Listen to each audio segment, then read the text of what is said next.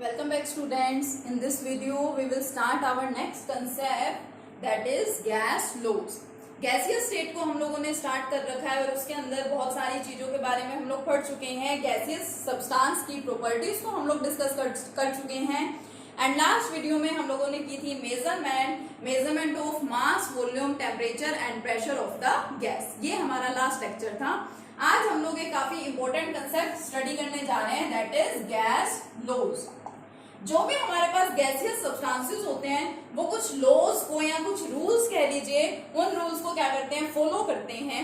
जो सब्सटेंसेस उन लॉज को फॉलो करते हैं उनको क्या बोलते हैं, गैसियस सब्सटेंसेस. ठीक है, यहाँ सिंपली हम लोग ये बोलते हैं कि जो गैसेस हैं या जो गैसियस सब्सटेंसेस हैं वो कुछ लॉज को फॉलो करती हैं और उन्हीं लॉज को हम लोग क्या बोलते हैं, गैस लॉ बोलते हैं. काफी सारे हम लोगों के पास गैस लॉज हैं. ठीक है, कौन कौन से पढ़ेंगे हम लोग. सबसे पहले हम लोग डिस्कस करेंगे अबाउट बॉयल्स लॉ. एक लॉ हमारे पास क्या है, बॉयल्स लॉ है. साइंटिस्ट के नेम पे ही बेस्ड है. बॉयल साइंटिस्ट थे, उन्होंने अराउंड 1662 में ये लॉ दिया था.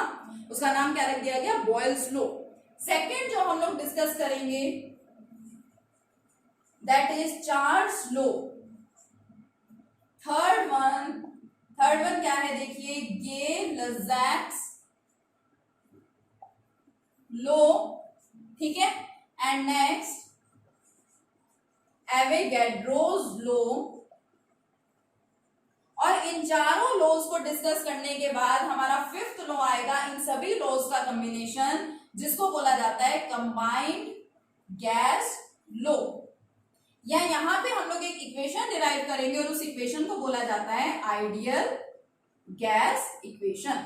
तो ये हमारे पास कुछ लॉज हैं जिनको सभी गैसियस सब्सटेंसेस क्या करते हैं, फॉलो करते हैं, सेटिस्फाई करते हैं, ओबे करते हैं. इन लॉज को क्या बोला जाता है, गैस लॉज बोला जाता है. ठीक है, डिफरेंट 5 टाइप्स के हमें यहाँ पे इन लॉज को डिस्कस करना है. So first let's start Boyle's law. अब बॉयल जो साइंटिस्ट थे उन्होंने क्या कहा, उन्होंने एक रिलेशन दिया. इन लॉज में सभी में क्या है, बेसिकली रिलेशंस हैं. सबसे पहले तो आप ये देखिए कि जो प्रेशर है, वॉल्यूम है एंड टेम्परेचर है, इन तीनों को बोला जाता है state variables. These are known as the state variables.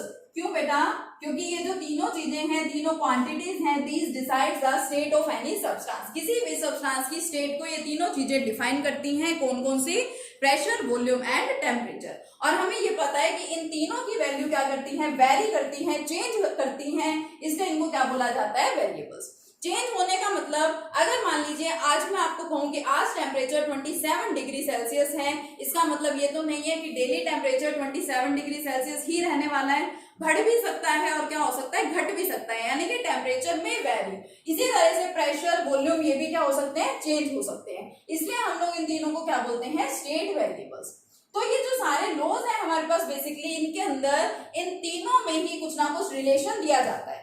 दो टर्म्स को एक दूसरे से रिलेट करते हैं, keeping the third one as constant. इनमें से हम लोग क्या करते हैं, एक को रख देते हैं कांस्टेंट और बाकी दो के बीच में हम लोग रिलेशन यहाँ पे फाइंड आउट करते हैं. तो सबसे पहले हम लोग बात करते हैं बॉयल्स लॉ की. एंड बॉयल्स लॉ में क्या होता है, देखिए बॉयल ने क्या कहा, एट कांस्टेंट टेम्परेचर. इन्होंने अपने लॉ के अंदर टेम्परेचर को क्या रख दिया, कांस्टेंट रख दिया. अब टेम्परेचर को कांस्टेंट रखा है तो ऑब्वियसली इन्होंने रिलेट किसको किया, प्रेशर एंड वॉल्यूम को रिलेट किया.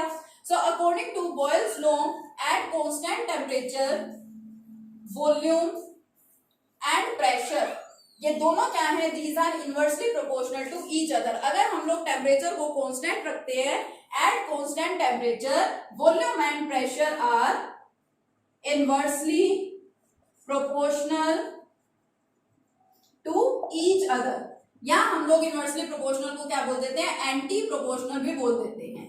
इनवर्सली प्रोपोर्शनल का मतलब क्या है कि अगर आपकी एक क्वांटिटी बढ़ रही है, इंक्रीज हो रही है, तो दूसरी क्वांटिटी वहां पे क्या होगी, घट जाएगी या फिर डिक्रीज हो जाएगी. और यही बात होती भी है. देखो इन्होंने कहा कि volume is inversely proportional to the pressure. ठीक है, by keeping temperature constant. Temperature आप लोगों को चेंज नहीं करना है, टेम्परेचर क्या रहने वाला है, कांस्टेंट ही रहने वाला है. ठीक है, ये सिंपल सा पॉइंट है. अब देखो जरूरी नहीं है कि इस साइंटिस्ट ने जो हमें एक्सप्लेनेशन दी वो बिल्कुल सही ही होगी. या उसमें कोई मिस्टेक नहीं होगी। यहाँ पे जो हम लोग पढ़ रहे हैं वो क्या पढ़ रहे हैं कि इस साइंटिस्ट ने क्या हमें रिलेशन दिया था, किसके बारे में हमें बताया था, किन टर्म्स को, किन क्वांटिटीज को एक दूसरे से रिलेट किया था। अगर उसके अंदर कोई मिस्टेक होगी तो फिर उसको करेक्ट करने के लिए हमारा सेकंड लॉ आता है, ठीक है। तो हमें यहाँ पे इन लॉज ने, इन साइंटिस्ट ने जो जो हमें लॉज में बताया है, हमें उन सबको यहाँ पे डिस्कस करना है। लेकिन ये वाली जो बात है, volume is inversely proportional to the pressure, ये वाला कंसेप्ट तो बिल्कुल सही है। वॉल्यूम और प्रेशर ये दोनों क्वांटिटीज क्या होती हैं, एक दूसरे के इनवर्सली प्रोपोर्शनल ही होती हैं।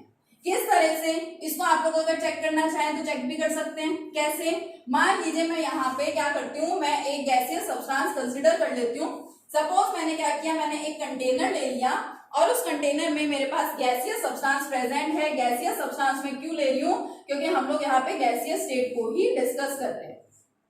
पार्टिकल्स मैंने दूर दूर बनाए, दूर दूर पार्टिकल्स बनाने से ही आप लोग यहाँ पे बता सकते हैं कि ये मेरा सब्सटेंस कैसा है, गैसियस सब्सटेंस है। क्योंकि गैसियस सब्सटेंस में ही कॉन्स्टिट्यूएंट पार्टिकल्स क्या होते हैं, these are far away from each other. अब अगर मैं कहूं कि पार्टिकल्स इस तरह से प्रेजेंट है, तो यहाँ पे वॉल्यूम क्या है, इतनी वॉल्यूम होगी। मीन्स जितना स्पेस ये गैस के पार्टिकल्स ऑक्यूपाई कर रहे हैं वो उसकी क्या है, वो उसकी वॉल्यूम है। तो गैसियस पार्टिकल्स जितना स्पेस ऑक्यूपाई कर रहे हैं, ये इसकी क्या हो गई, वॉल्यूम हो गई। अब मान लीजिए मैंने यहाँ पे क्या किया, मैंने प्रेशर अप्लाई किया, प्रेशर इज अप्लाइड। जब मैं इन गैसियस पार्टिकल्स के ऊपर प्रेशर अप्लाई करूंगी तो उसकी वजह से ये गैस के पार्टिकल्स एक दूसरे के क्लोज आना शुरू होंगे। किसी पे दबाव लगाते हैं, किसी पे प्रेशर लगाते हैं तो पार्टिकल्स एक दूसरे के क्लोज आना शुरू हो जाते हैं। मान लीजिए आपका ये वाला जो पार्टिकल इधर प्रेजेंट था, सपोज वो यहाँ पे आ गया, तो देखिए वॉल्यूम क्या हो गई, वॉल्यूम तो ये हो गई। पहले तो कितनी ज्यादा थी, अब ये पार्टिकल क्लोज आ गया। क्यों क्लोज आया, क्योंकि इस पे प्रेशर अप्लाई हो गया और उसकी वजह से वॉल्यूम क्या हो गई, कम हो गई। अगर हम लोग थोड़ा सा प्रेशर लगाएंगे, ठीक है, मान लीजिए हमने यहाँ पे क्या किया, थोड़ा सा प्रेशर लगाया, मीन्स प्रेशर कम भी लगाया जा सकता है और ज्यादा भी लगाया जा सकता है। अगर हमने ज्यादा प्रेशर लगाया तो वॉल्यूम क्या हो जाएगी, बहुत ज्यादा कम हो जाएगी, क्योंकि पार्टिकल्स ज्यादा एक दूसरे के क्लोज आ जाएंगे, एक दूसरे के पास आ जाएंगे। तो रिलेशन बिल्कुल सही है, volume is inversely proportional to the pressure. Mathematically हमने इसको रिप्रेजेंट कर दिया। Mathematically this law can be represented as, mathematically इस लॉ को हम लोग कैसे रिप्रेजेंट करेंगे, volume is inversely proportional to the pressure. अब हमें ये भी पता है जहां पे ये वाला साइन प्रेजेंट होता है, इसको हटा करके हम लोग इसकी जगह क्या इंट्रोड्यूस कराते हैं, एक कांस्टेंट को इंट्रोड्यूस कराते हैं। तो मान लीजिए मैंने यहाँ पे कांस्टेंट क्या ले लिया, सपोज के मैंने इसकी जगह कांस्टेंट लिया डिवाइडेड बाय पी। पी का मतलब प्रेशर, वी का मतलब वॉल्यूम। अब प्रेशर एंड वॉल्यूम तो देखो मैंने अभी आपको क्या कहा, दीज आर द वेरिएबल्स, इनकी वैल्यू क्या हो सकती है, चेंज हो सकती है। और के को मैं क्या ले रही हूँ, के को मैं ले रही हूँ कांस्टेंट। तो हम नेक्स्ट स्टेप में क्या करते हैं, वेरिएबल्स को एक साइड लिखे रहने देते हैं और कांस्टेंट को लिख देते हैं एक साइड। तो देखिए यहाँ पे क्या होगा, प्रेशर को वॉल्यूम के साथ लिख दो, पीवी इज इक्वल टू के। के का मतलब यहाँ पे क्या है, कांस्टेंट है, तो मैं इसको ऐसे भी लिख सकती हूँ, PV is equal to constant. ये मेरा सिंपल सा रिलेशन है बॉयल्स लॉ के लिए। पहला रिलेशन मैंने ये बताया कि volume is inversely proportional to the pressure. Second मैंने क्या किया, मैंने इसी मैथमेटिकल एक्सप्रेशन को थोड़ा सा और एक्सटेंड किया। मैंने इस साइन को हटा करके इसकी जगह एक कांस्टेंट इंट्रोड्यूस करा दिया, ठीक है। कांस्टेंट मैंने क्या लिया, यहाँ पे के लिया। उसके बाद नेक्स्ट स्टेप में मैंने क्या किया, नेक्स्ट स्टेप में मैंने वेरिएबल्स को एक साथ लिख दिया, ठीक है, और कांस्टेंट को मैंने दूसरी साइड रहने दिया। तो मुझे देखिए यहाँ पे क्या मिल गया, PV is equal to constant. PV is equal to K का मतलब क्या है, कांस्टेंट है। अब देखो आपको टेम्परेचर तो यहाँ पे कांस्टेंट रखना है, क्योंकि लॉ यही कहता है कि वॉल्यूम और प्रेशर एक दूसरे के इनवर्सली प्रोपोर्शनल तभी होंगे अगर हम लोग वहां पे टेम्परेचर को क्या रखेंगे, कांस्टेंट रखेंगे, तो अदरवाइज ये रिलेशन यहाँ पे नहीं होगा, ठीक है। अब देखिए मान लीजिए हमारे पास कोई गैसियस सब्सटेंस है, इनिशियली उसकी वॉल्यूम क्या थी, V1 थी, एंड इनिशियली उसका प्रेशर क्या था, P1 था। Okay, let us consider a gas having initial volume V1 and initial pressure P1. ये वाली कंडीशंस अगर मैं इस इक्वेशन में पुट करूं तो मुझे क्या मिलेगा, देखो इसकी जगह मैं लिख दूंगी P1, इसकी जगह लिख दूंगी V1 equal to constant. It is my first equation. अब थोड़े टाइम के बाद जब जितना प्रेशर अभी है, जरूरी तो नहीं उतना प्रेशर ही रहेगा हमेशा, जितनी वॉल्यूम अभी है उतना तो नहीं है, हमेशा वॉल्यूम उतनी ही रहेगी, ऐसा तो नहीं है। मान लीजिए कि तो आपके इनिशियल वॉल्यूम एंड प्रेशर थे, आपकी फाइनल वॉल्यूम क्या है, V2 है, और फाइनल प्रेशर क्या हो गया, P2 हो गया। ये है इनिशियल और ये क्या है, फाइनल। अभी मैंने इनिशियल वैल्यूज इस इक्वेशन में पुट की, फर्स्ट इक्वेशन। अब मैं इसमें फाइनल वैल्यूज पुट कर देती हूँ, P2 V2 equal to constant.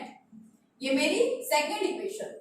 अब दोनों इक्वेशंस की राइट साइड में क्या है, कांस्टेंट है कि प्रेशर वॉल्यूम का प्रोडक्ट क्या मिलने वाला है, कांस्टेंट मिलने वाला है। सपोज में आपको कहूं प्रेशर 2 है, वॉल्यूम 5 है, तो प्रोडक्ट क्या मिलेगा, 10। वो क्या है, 10 कांस्टेंट ही तो है, ठीक है। So PV is equal to constant. अब राइट साइड मेरी कांस्टेंट ही है, तो मैं लेफ्ट को भी क्या कर दूंगी, एक दूसरे के इक्वल रख दूंगी, इक्वेट कर दूंगी, तो मुझे यहाँ पे क्या मिलेगा, so I will get P1 V1 equal to P2 V2.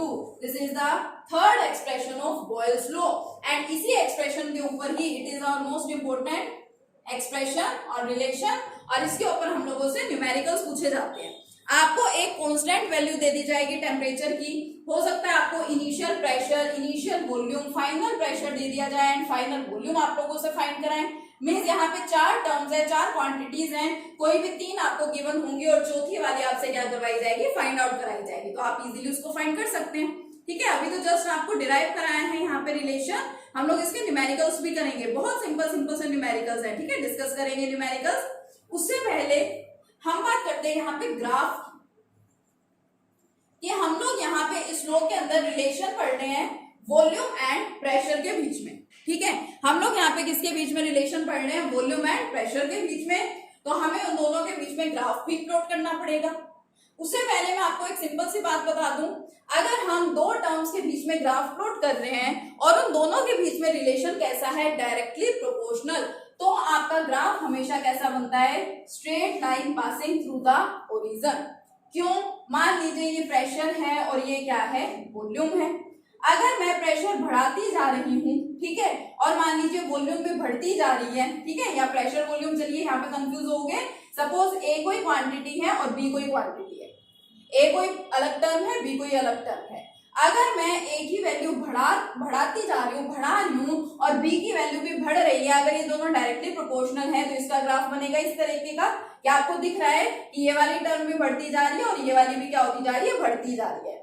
अगर यहाँ पे रिलेशन होता है इनवर्सली प्रोपोर्शनल, तो वहां पे ग्राफ कैसा बनता है, इस तरह का ग्राफ बनता है, ठीक है। देखिए मैं आपको यहाँ पे प्रेशर और वॉल्यूम के बीच में ही ग्राफ प्लॉट करके एक्सप्लेन करती हूँ।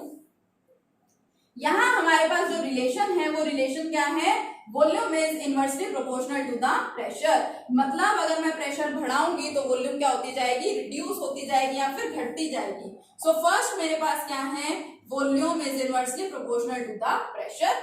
मैं इसका ग्राफ अगर प्लॉट करना चाहूं, suppose it is V and it is P, मैं प्रेशर बढ़ाती जा रही हूँ, इस साइड प्रेशर बढ़ता जाएगा तो वॉल्यूम क्या होगी, घटती जाएगी, तो इसका ग्राफ कैसा आएगा, इस तरह का, इनवर्सली प्रोपोर्शनल है, सिंपल सी बात है, ग्राफ ऐसा ही बनने वाला है। क्यों, सपोज मैं वैल्यूज लिख के आपको एक्सप्लेन कर देती हूँ। It is origin, suppose it is 1 atmospheric pressure, it is 2, it is 3, 4 and so on. यहाँ पे वॉल्यूम क्या है, सपोज 5 ml, 10, 15, 20, 25।